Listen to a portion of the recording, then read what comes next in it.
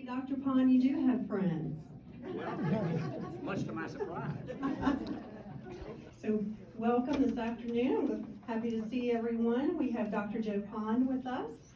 Dr. Pond is a retired physician. Many of you know him and knew him in his practice, and then he decided to move in here with us, and we're very fortunate to have him and his wife here with us. Dr. Pond is also a master gardener, and this is this series, this lecture, Plastic People, They Are Us, is part of the programs that he puts together for the Master Gardener Speakers Bureau. So we're looking forward to an exciting lecture today. Exciting? Yes, exciting. That's not the word that came And to my mind. informative. But anyway, yeah. All right. Good. Okay. Plastic people, they're us. That's what we're going to talk about now. This is very topical because there's a lot of things going on out there about it. It's in the news a lot. Oh, the lights, okay. And there's an enormous amount of information out there about it. Research, newspaper articles, whatever you want to talk about. It's an enormous amount of information out there. So I've tried to distill it down until 35 minutes. But the title, I like to put some humor into these programs. And I'm starting with the title slide. And you see that there? I put my head on that plastic man body. And I learned today that's Ken. Well, if you go online and you put plastic man, you'll get hundreds and thousands of pictures of Ken. Garbage Ken. Oh, there's a Ken over there. Yeah. Well, you'll notice this guy up here. Does it work? Here we go. This guy up here. I'm sure none of you in this room think that my body looks like that. But I put my head on there. If you look for old people, plastic men, you can find old people. And I didn't want to be an old person anyway. So you look at Ken there, look, he's got the beer analogy, he's got a 6-pack of abs. Well, for those of us here, both for the most part, we're just glad that when you look down, you see a keg of abs. You've lived long enough to get one. So, well, that's what I have. I don't have that. Okay. So, what did I do with the remote? Period. All right. Plastic people, they're us. This is very, very much in the news lately, and it doesn't lend itself much to humor. But I'm going to have some more later, just because we need to get dull and boring otherwise. So here, what's this all about then? Oh, you know what? It works better if you turn it on. All right. Okay. The final frontier in human evolution is the last one on the right, Homo plastic man. The next to the last one on the right is us, Homo sapiens. Homo sapiens is now turned into Homo plastic man. Now you might think that's really awful. Well, those of us of this age, it might not be so awful, because if you stiffen up with plastic, you may not tip over so much. And that's part of the Westminster Canterbury effort to keep you from hurting yourself. A lot of plastic. Okay, where did this information come from? CDC publications, the National Center for Environmental Health Publications, Proceedings of the National Academy of Sciences, a PBS specialization that was put out in Florida, Consumer Reports. Now that's the picture of the February 2024 Consumer Reports, and it says how to eat less plastic. And we'll look at some. The Consumer Reports did a lot of work on this. Other sources, more recent, in March of this year, there was something called the Plast-Chem Report. I read that. Let's put you to sleep. Mendero, Monaco Commission on Plastics and Human Health, the United Nations Environment Program. So there's really a lot of information, but this is really, I think, good sources of information. So terms used in this presentation: microplastics. Microplastics are tiny plastic fragments that get into your body. This defined as like, something less than 5 to 7 millimeters. It's tiny. not real big at all. And plasticizers are chemicals that are added to the plastics to make them pliable, because you want them to be soft. But plastic naturally is going to be very hard. So you put these chemicals in there and it will make it soft, pliable, but they get into your body as well. Nanograms, that's a unit of measure used for microplastics and plasticizers, and nanogram is a really tiny thing. It's a 1/1000th of a gram.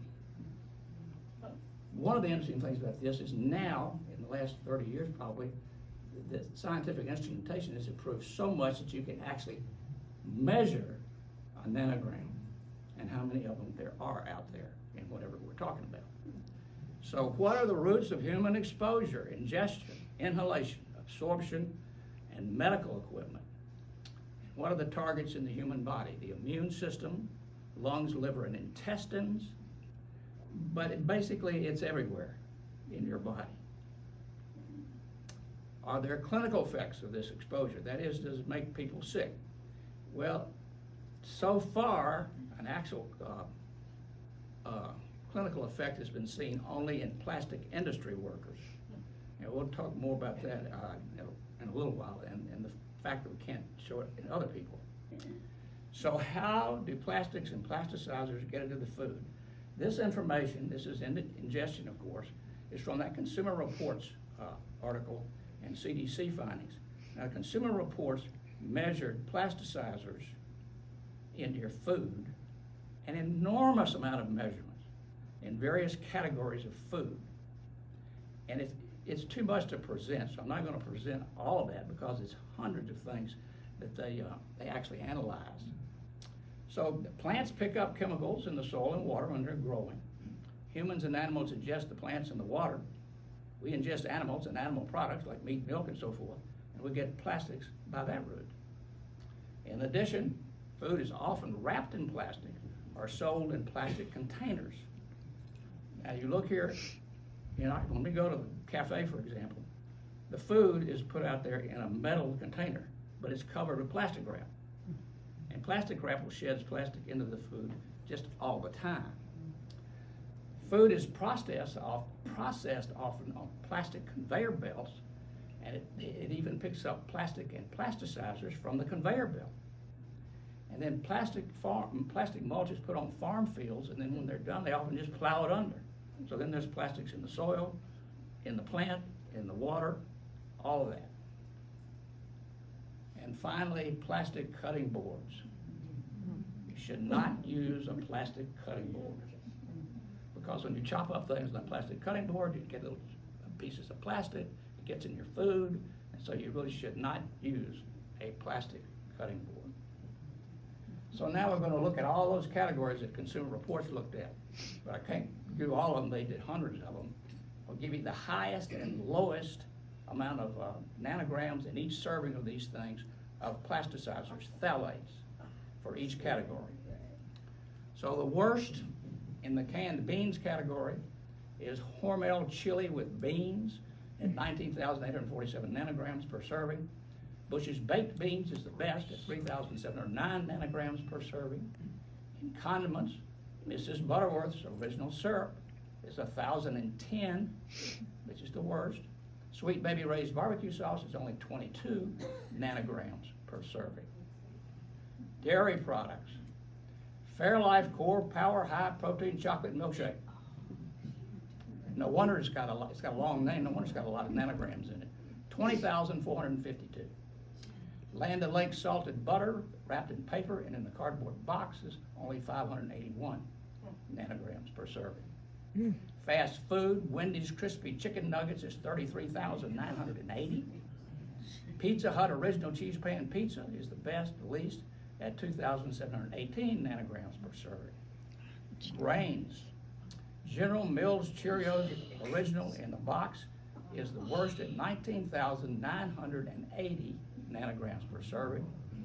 And the best is Pepperidge Farm Hearty white bread in a plastic bag, 2,184 nanograms per serving. Infant food, Gerber Mealtime for Baby Harvest Turkey Dinner in a glass container with plastic lined lid is the worst at 4,267. And this is a mouthful. Gerber Organic for Baby Apple Zucchini Spinach Strawberry Pouch. How it could be the best with a name that long, but it's only 706 nanograms per serving. Meat and poultry. Purdue ground chicken breast in a foam tray with plastic wrap is the worst at 9,985 nanograms per serving. Johnsonville smoked sausage hot links is the best at 912. Packaged fruits and vegetables. Del Monte sliced peaches and 100% fruit juice in a can is the worst at 24,928 nanograms per serving. Hunt's tomato sauce is the best at 680. Prepared meals. Annie's organic cheesy ravioli. This is the world's champion. 53,579. It's the highest in any food you can buy. So you don't really want to get that. The best is Red Baron Brick Oven Cheese Trio Pizza in a paperboard box. It's the best at 1,707. Seafood. And seafood is just packed with plastic because it's plastic pollution in all of our oceans, especially the Pacific Ocean. So chicken of the sea, pink salmon in water, skinless and boneless in a can is 24,351. And seasoned brand sardines in water in a can is about half that, 12,258. And that cartoon shows this diver, and this fish swims by that is made totally of plastic bottles. So that's what's happening out there, especially in the Pacific Ocean. All right, so what's in your kitchen? Well, this is the things we found in our kitchen. On the left is salad dressings, and they're all in a plastic container. Down below is things you use to store things, your food stuff, your plastic wrap, and that sort of thing. A lot of that in our kitchen. On the right is some mustard and Hunt's and Parmesan cheese and butter. All of those things are in plastic. Now, I was in Kroger the other day, much to my surprise. But walk down the aisle in Kroger, you cannot find but a rare container that's not plastic. It's astonishing. There's row after row after row of these things that are all plastic containers. So what's in our refrigerator? The only glass containers in the refrigerator were pickles, pickle relish, olives, jams, jellies, and wine. Drink more wine. Plastic containers, everything else in the fridge, 100 more, were in other containers that were all plastic. So it's everywhere. Okay, now this is some cartoons about plastic in your food. Now that one up there on the top is hard to read. So it needs for me to be in the large print version. So what the waiter is saying, it says, very fancy restaurant, Assure's dish is wild caught, sesame encrusted, mahi-mahi, raised on the ocean's finest plastic. People down here, they're shopping, and he says to her, what will you prefer to eat? Microplastic laden foodstuff or the dry fruit and vitamins rich shampoo? Well, I hope not too many people are drinking their shampoo, but that brings up another story that I got to tell. It's not totally related to plastic, but the product I'm talking about was in a plastic bottle. But I have a picture of this. I can't resist talking about it. It was a plastic bottle full of organic toilet bowl cleaner. Now, the first thing that comes to mind, why does your toilet bowl cleaner need to be organic? But the other thing was, a label is on it that says gluten-free. So you wonder how many people out there are drinking their toilet bowl cleaner. So, and then on the right, she's at the wine store, and she says, which ones complement microplastics? So there's a lot of truth in that one too. Okay, drinking water, ingestion again, particles per liter is the measurement here. And average Americans ingest 70,000 microplastics per year from drinking water. The landfills are a huge source. The landfill is leaching and runoff, and the plastic is getting into the water supply. Now, plastic recycling, and this is not meant to tell you that you shouldn't recycle it with plastic. You should. But even if you recycle it, 6 to 13% of the plastic that is processed is released back into the water supply. So you should recycle your plastic. But all right, coffee mugs, non-ceramic, are a big source of plastic, and plastics in the brew water and paper cups are coated with plastic. So let me show you. This is one from out here. That's a paper cup, supposedly. But what they did, if you don't put plastics in it, then when you pour the coffee in it, it runs out the bottom. So you have to infuse it with plastic in order to make it stiff enough to hold the coffee, the water that's in it. Now, here's another one. Here is what we have. This is said to be stainless steel cup. Well, it is on the outside, but on the inside, it's solid plastic. It's lined with plastic. So that doesn't help. I guess, well, the top's plastic too. Went to the dentist this morning, got a new toothbrush. It's plastic. So when you brush your teeth, you're eating plastic. So coffee mugs are a big source of plastic, and plastic bottled water is a huge source, both single-use and reusable, like that cup there. So we'll talk a little bit more about plastic bottled water. Tap water versus water in plastic bottles. Now, in recent years, there's been sort of a fad to carry around a bottle of water and drink it while you're doing whatever you do during the day. But it turns out that 80% of tested bottled water contains 325 plastic particles per liter, whereas tap water has only 5 or 6 particles per liter.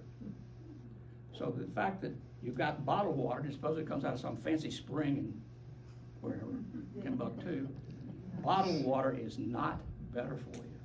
It's worse for you. And we'll talk a little bit more about that. A quart of plastic bottled water requires 1 quart of water to produce the bottle. So if you're drinking 1 quart of water from a plastic bottle, it removes 2 quarts of water from the water supply. You know, that's just a minor thing, but you think, you know, that's happening all the time if you're drinking it out of those plastic bottles. All right, now we'll turn to plastics in the air, which is primarily occupational exposure. There's workers in waste management that you see in those pictures, recycling industry. Machining plastic produces a dust, which these workers can inhale. Anytime you heat plastic, it increases the movement of plastic into the food or the product or whatever you're doing or inhaling it. High-speed drilling will do that, laser cutting will do that. If you heat plastic, you do get a bronchitis type illness called polymer fume fever. It's hard to say. Because the fumes, the worker inhales it, and they'll get an irritation in their bronchial tubes in their lungs, and they'll get a fever, and it acts like bronchitis. So that's about the only thing that's been actually proven to be related to plastic. That is the only illness. Now we're talking about 3D printing, heat and fumes from 3D printing. Now, you know, a 3D printer is not like what we think about in our computers that have that thing stuck in and it prints them on the paper. 3D printing is not printing. It is best called additive manufacturing. And that's my name, done with a 3D printer, an additive manufacturing machine. And what happens, the plastic is heated, it runs through this thing, and you put into the computer a picture of whatever you want. The 3D printing machine, that additive manufacturing machine, reads that and then lays down the plastic until it creates whatever you put into the computer to tell it to create. And that it uses heat and fumes to make the plastic liquid so that it runs into this machine. So, prevention. So how are you going to stop this in workers or whatever? Well, air filters do help some. You can use rooms that have exhaust ventilation in which they suck the air, continue to suck the air out with the filter. And isolation cabinet. An isolation cabinet is thing, you know, so big, and you put your arms into this thing and work on whatever you're working, but your body is not exposed to whatever you're doing inside the cabinet. But in spite of all that, there's been no safe occupational exposure limits ever established for how much plastics that in the air are bad for you. So this suddens it up. There's the snail talking to the Scotch tape thing. And the snail says, I told you not to take that job in the plastics factory. That does sum it up pretty well. Absorption, you can also absorb stuff through your skin. Cosmetics do that. The clothes from your wash water, the wash water has plastic in it, so it gets into your clothes and then it gets into you. Toothpaste, lotions, creams, whatever, sunscreen, and topical medications. All that will come out of a plastic container, you then rub them on you, and it goes through your skin. Okay, so here's what was in our bathroom, a sampling only. Nothing but plastic. It's all plastic containers. It's simple stuff, your toothpaste, your mouthwash, all that, plastic container. Plastic in medical settings, where you're getting plastic that way. I came to the University of Virginia in 1966 as an intern. And at that time, that was the time frame that was switching from glass stuff to plastic stuff, like that IV bottle or bag there. And it was switching from glass to plastic. And within a few months, plasticizers, those things to make it pliable, were found in the IV fluid bags, and that was in the mid-1960s. And we've been getting that ever since that happened. There are plastic containers and plastic tubing are everywhere in medical settings, and you're getting plastic that way. Some years ago, I spent some time in the dialysis unit. The dialysis unit is filled with plastic. The machines and everything are plastic. So, some scary observations. Well, there's a landfill up on the left, and that they're plowing it up or pushing it up with that machine, and it just breaks it up, gets into the water, leaches into the water, runoff. On the right, as somebody was mentioning it earlier, is the Pacific Ocean.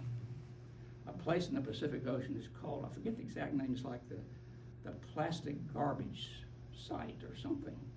And that is a site in the Pacific Ocean, and the currents there cause the plastic to pile up in there. And that plastic garbage dump there is twice the size of the state of Texas. So it's huge. Plastics are everywhere. They've been found at the North Pole in the ice, in the South Pole in the ice.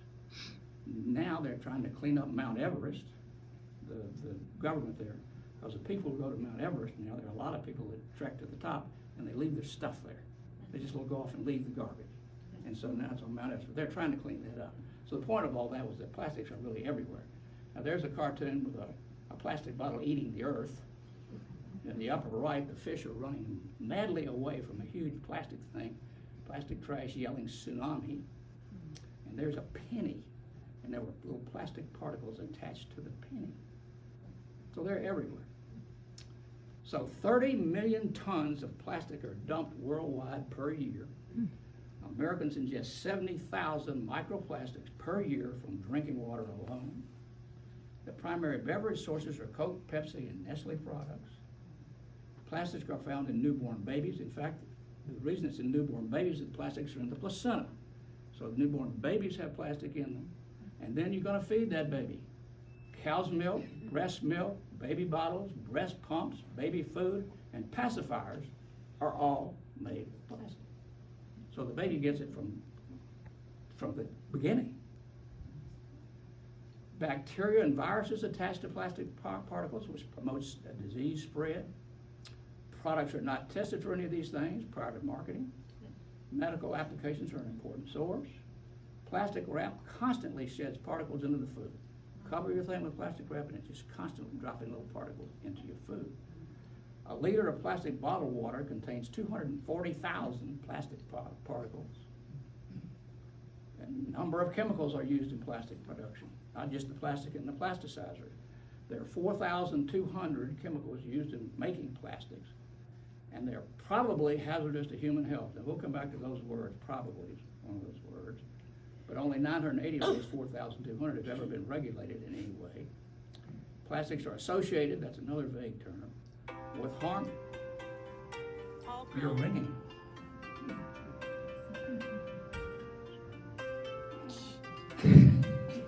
sorry. All right, well, never mind. Okay. That'd wake you up. Yes. Plastics are associated, another vague word, with harm to human health at every stage of the plastic life cycle. Plastics are also what's called bioaccumulative. That means it builds up in your body over time. And plastics are persistent in the body. They don't easily degrade. So they're in there, and you don't excrete them in the urine or your breath or whatever, or the liver. They just stay there. Pollution also, plastic pollution also overlaps with carbon pollution, carbon dioxide. Plastic production, just to make the plastic, emits as much carbon pollution per year as 600 coal-fired power plants. So it's worse than burning coal. So what can we do about it is the next question. Well, the little turtle says, say no to plastic. Well, that's very hard to do, as we said. Very hard to do. And the guy over here is talking to his doctor, and he says your blood analysis shows normal levels of Mylar balloon and confetti, sandwich bag, and milk carton. And there are lots of cigarette filters, so you want to cut down on fish, maybe. And that says a lot about it. So what can we possibly do to reduce that risk? Well, the answer is you reduce exposure to plastics, which is really difficult to do. One thing, you should not heat food in a plastic container. Heating plastic causes it to move more plastic into the food. So you should try to use a glass container or some other metal container or something. Do not heat it in a plastic container. You should drink tap water, not bottled water. You don't use plastic reusable bottles. And the ones that we just showed you, even though they're said to be stainless steel, they have plastic in them. You should use ceramic coffee cups rather than those even paper cups. You can consider using a Brita filter, which removes 70% of microplastics. Of course, a Brita filter will not remove the bacteria and viruses, but will remove microplastics, a lot of it. And you can consider regulation of plastics. We'll look at that a little bit closer. The burner container is plastic. Well, yeah, that's right. So, it's just impossible, basically. So that's right, is regulation even possible? Here's a quote from one of these experts. The preponderance of evidence in expert opinion is, quote, no large-scale studies have found conclusive evidence that microplastics are harming people. Well, so regulation is going to be extremely unlikely without conclusive evidence, which is incredibly difficult to find. And finding conclusive evidence is in the setting of multiple other pollutants that are entering the environment at the same time as microplastics. And they're just more recently, they sort of regulate those forever chemicals. And they are entering the human body about as fast as plastics, and they tend to target the same organ systems as plastics do. So which one is doing something to the plastics or the forever chemicals, or some combination of both? So it's hard to figure that out. Recently, there was a report that I saw of chemicals that were being used on imported food, and they spray this chemical on the plant to make it short. So the worker doesn't have to climb a ladder to pick the fruit off of it. He can just pick it off at ground level. It's not allowed in this country, but then you import a tomato or wherever it is, and it's on your tomatoes. Forever chemicals, as we talked about, target the same human organ systems as plastics, and 97% of Americans have those forever chemicals in their blood. That's a lot. Plastics, therefore, are plastics or PFAS affecting the human health? It's really difficult to figure all of that out. So, what are roadblocks to plastic regulation? There's no conclusive evidence of human harm, as we talked about. Harm studies are primarily in animals, and you can do an animal study and you can find plastic doing something to their adrenal glands or whatever. But to do experiments on people, there are ethical considerations of human experiments. Do you want to experiment on a human? And plastic usage is deeply, deeply embedded in our culture. I mean, they're everywhere. They're embedded in the culture. We're used to it. We like to use them. They're convenient and all those things. And the experts, as we talked about, use vague words when they're talking about it, saying that possibly, likely, associated with, but none of them will come right out and say it's definite that plastic is harming people in some fashion.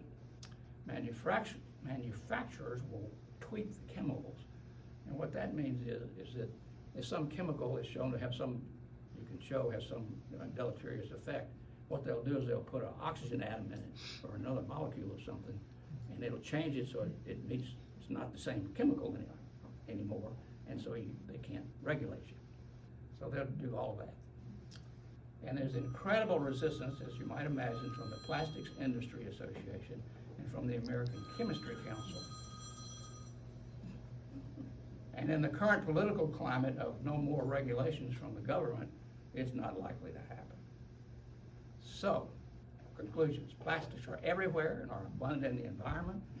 Plastics are entering the human body before birth, and this continues until death. There's at least the possibility of harm to human health, and is regulation even possible? This is a quote from somebody who's working in this area. We will never know in full what these chemical exposures mean for our health, but the sheer number should set off alarms. Well, the alarms have already been set off, and the question then becomes, what in the world can you do about it? So here we're back to this picture again of the homoplastic man. And the final conclusion is we are plastic people and will likely continue to be forever and ever. Okay. If there are any questions, I will attempt to answer them, but if I can't answer it, I'm sorry. Yes, ma'am. What substitution of aluminum foil or, what do you call the other? Wax paper? Not saran wrap, but substitutions for saran wrap, like aluminum foil or wax paper. Wax paper. Make a difference. Well, I haven't read anything about that. I don't know about aluminum foil, but the wax paper Yeah, it's wax. has got plastics in it. Sure. Really?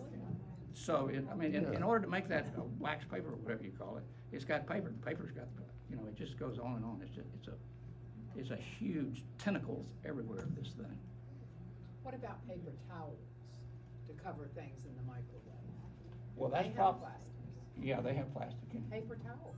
Well, possibly some. Paper towel's gonna be better than a paper cup, because the paper towel doesn't have to hold water. So it probably is gonna be better. If you covered it with that, that would be all right. I'd do that on things in the microwave, because it splatters inside of the microwave, and then you have to clean it out, and I don't clean it out most of the time. So, I cleaned it out once. I reported that quite quickly. Okay, yes, ma'am.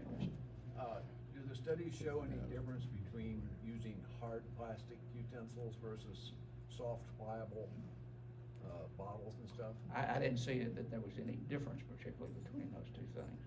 And it depends what's happening to it too. Yeah. It depends, okay. Is it being heated? Is it not being heated? That kind of thing. So there's a lot of variables in there with all of that. But I didn't see anything that plastic utensils were any better than, what you said, it's just not clear, what's going on. They're just everywhere. And right here, at least we have plastic utensils, but they don't tend to serve things in the plastic utensils most of the time. Yes, ma'am? Observation that our ancestors didn't have all this plastic. We seem to be living longer than they. Oh, that's exactly right. I've said that many times. We're living longer than anybody has ever had. The reason for that, of course, is that infectious diseases have been well controlled, whereas back there, if you got pneumonia, usually you die. Or you got tuberculosis, you died, or whatever it might be. So the medical care is a whole lot better, so that's factored in another variable into the whole equation.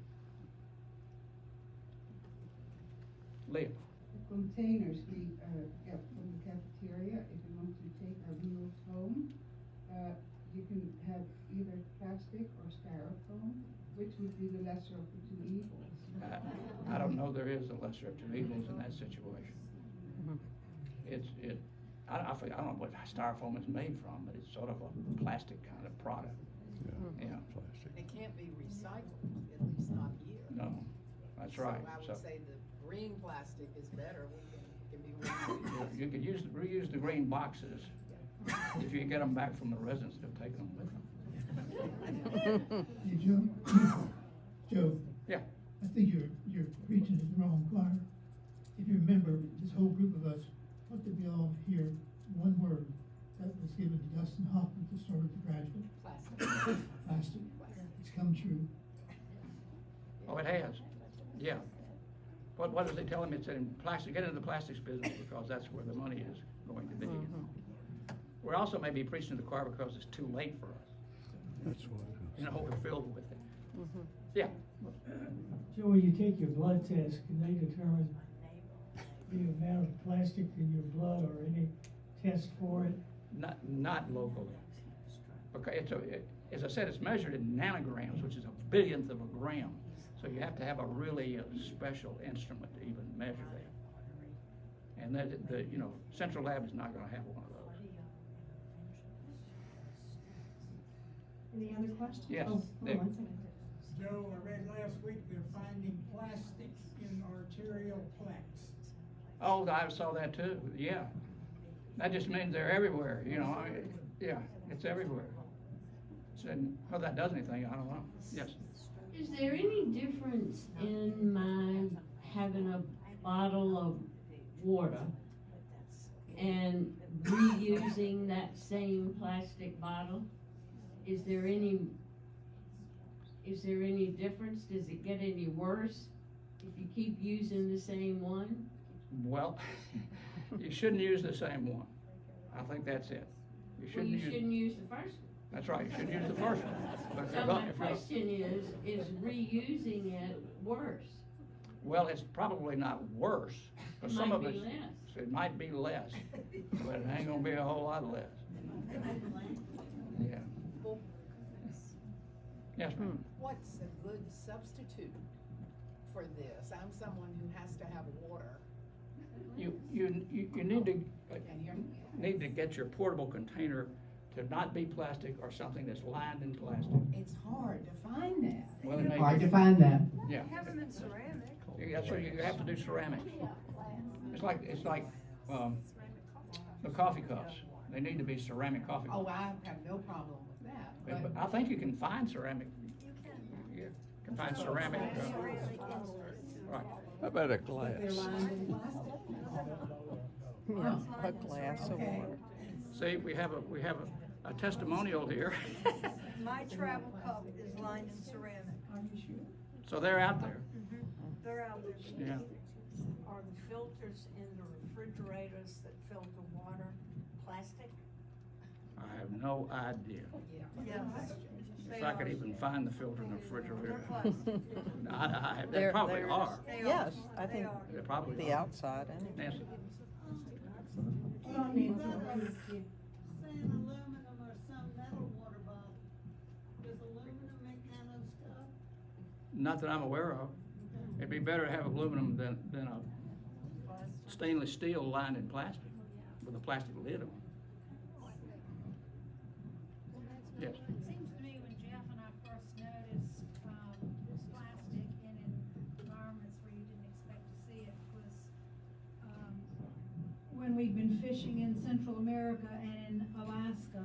In Alaska, we saw groups of seals on a little island of rocks, and a couple of them had their snouts stuck in a plastic circle, like a drink bottle container. Sure. But the worst we saw in terms of a realization of the scope of the problem was in Central America, again, a very remote, not touristy place. It was a fishing place for bonefish and fine bonefish fishing. But the beaches, instead of being gorgeous, were absolutely covered in every conceivable kind of trash, mostly plastic that came from ships. Yeah. And they were dumping the plastic in the ocean, and the currents would bring it in. And it was a real eye-opener. Well, that's one of the reasons And I that don't think that stopped. the oceans are filled with plastic. So all of your seafood is filled with plastic. There may be some regulations now about dumping your garbage out of your cruise ship into the ocean, I think. Beyond whatever they call it, perimeters for the land. Mm. They can do whatever they please. Well, I wouldn't be surprised. I'm not aware of any data about that. There's probably some out there.